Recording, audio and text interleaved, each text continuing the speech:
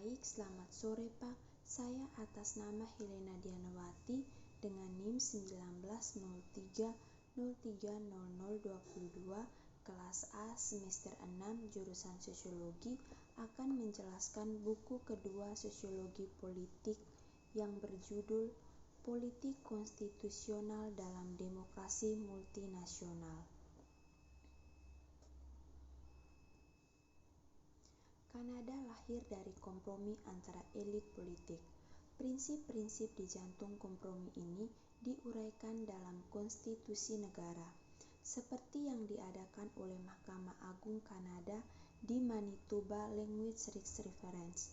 Konstitusi suatu negara adalah pernyataan kehendak rakyat untuk diatur menurut prinsip-prinsip tertentu yang dianut sebagai fundamental. Argumen ini terungkap dalam 4 bagian. Pada bagian pertama, saya menempatkan Métis dalam lanskap konstitusional Kanada melalui kontekstualisasi historis dari evolusi hubungan bangsa adat ini dengan negara Kanada. Métis adalah bangsa pribumi yang berbeda muncul di padang rumput Amerika Utara atau yang secara historis disebut Barat Laut. Bangsa Métis lahir dari anak-anak yang muncul dari persatuan perempuan bangsa pertama dan laki-laki Eropa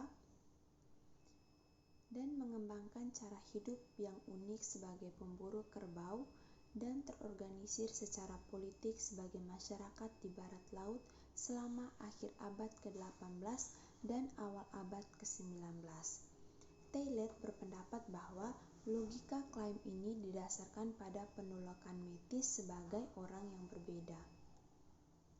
Mengabaikan hubungan perjanjian yang ada dan klaim pribumi atas kedaulatan, Ottawa mengirim William N.C. Dougal untuk menggantikannya sebagai letnan gubernur wilayah yang diduga diperolehnya dari perusahaan Teluk Hudson.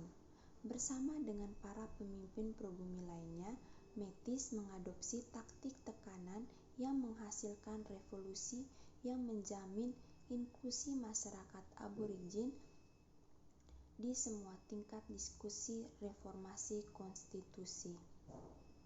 Kondisi keragaman dalam demokrasi multinasional cenderung mencakup semua.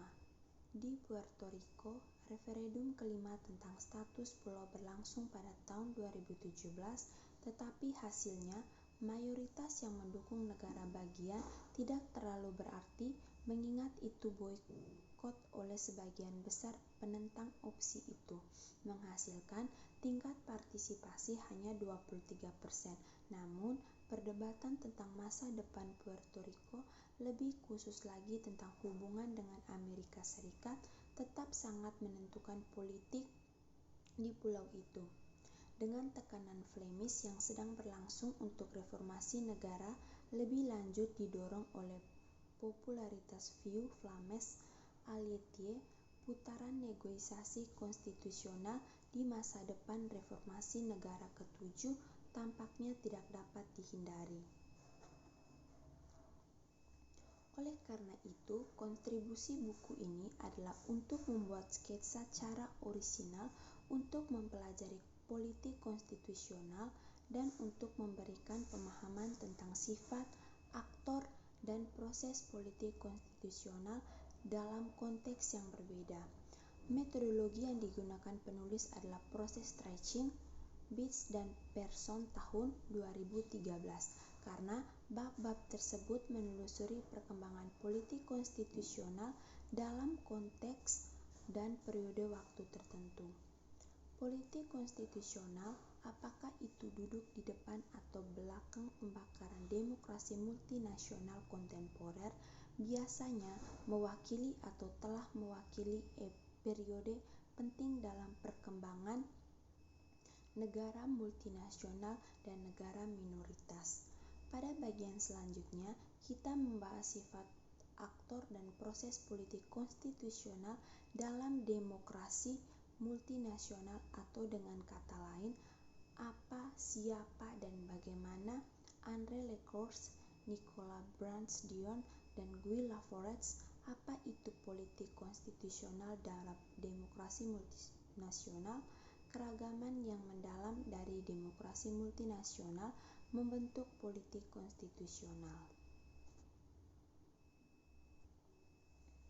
Keadaan politik luar biasa ini terkait dengan klaim terhadap dan upaya untuk membawa perubahan pada tatanan konstitusional. Politik konstitusional tentu saja tidak terbatas pada demokrasi multinasional. Tatanan konstitusional demokrasi mononasional juga mendapat tekanan untuk perubahan, terutama selama masa transisi sosial, ekonomi, dan politik yang signifikan. Bagaimanapun, sebuah konstitusi adalah instrumen refleksi yang hidup, dan perdebatan tentang pertanyaan-pertanyaan sosial dan politik yang mendasar mungkin melibatkan klaim untuk reformasi konstitusi. Misalnya, Australia mengalami krisis konstitusional pada tahun 1975 atas hubungan antara beberapa lembaga utamanya. Dalam sistem federal, menyesuaikan pengaturan fisikal dan distribusi kekuasaan seringkali membutuhkan politik konstitusional. Benz tahun 2016. Politik konstitusional di negara-negara mononasional biasanya berfokus pada penciptaan dan alokasi kekuasaan kepada lembaga-lembaga pemerintah untuk memungkinkan pengambilan keputusan dan demokrasi. Tentu saja, pelaksanaan demokrasi konsosiasional membutuhkan penerimaan komunitas mayoritas untuk tidak berperilaku seperti mayoritas, yaitu tidak menggunakan bobot demografis secara mereka untuk menggunakan kekuasaan politik, yang berarti bahwa pengaturan konsosiasi sering dibahas tetapi kadang-kadang tidak diterapkan. Misalnya dalam Sirkus Loizides tahun 2017. Dalam konteks ini, pernyataan pengakuan dapat menjadi fokus utama politik konstitusional seperti yang terjadi di Kanada selama tahun 1980-an dan 1990-an. Pada tingkat mikro, politik konstitusional dalam demokrasi multinasional menampilkan politisi, kebanyakan dari mereka adalah pejabat terpilih, dan dalam beberapa kasus negosiasi dapat dibatasi pada sejumlah kecil orang. Dengan demikian, titik-titik kritis meluncurkan masyarakat ke jalur-jalur tertentu yang tidak memungkinkan terjadinya penyimpangan yang signifikan. Periode politik konstitusional biasanya merupakan rentang waktu yang intens di mana topik desain negara, hak individu dan kolektif, distribusi kekuasaan, dan sejenisnya mendominasi pertanyaan sosial ekonomi. Dalam konteks ini, politik konstitusional muncul sebagai proses jangka panjang yang diselingi oleh jeda, bukan peristiwa yang mengubah arah. Di negara-negara demokratisasi multinasional atau pasca konflik atau keduanya, partai-partai politik yang merundingkan reformasi negara umumnya memiliki mayoritas yang dibutuhkan di parlemen. Parlemen atau pemerintah secara umum tidak memainkan peran penting dalam negosiasi perubahan tatanan konstitusional. Pembagian politik ketatanegaraan di Belgia juga tidak terlalu bersifat pusat pinggiran karena konflik-konflik reformasi konstitusi tidak benar-benar bertentangan antara pemerintah pusat dengan pemerintah daerah. Hal ini tentu saja berbeda dengan situasi di sebagian besar negara federal lainnya, di mana lebih banyak partai diorganisir di tingkat federal dengan cabang-cabang regional, atau terkadang partai-partai regional yang berbeda diorganisir di tingkat regional. Politik konstitusional selalu menjadi prioritas utama bagi partai-partai ini yang menjalin hubungan erat dengan negara Belgia. Memang, seperti yang dibahas dalam bab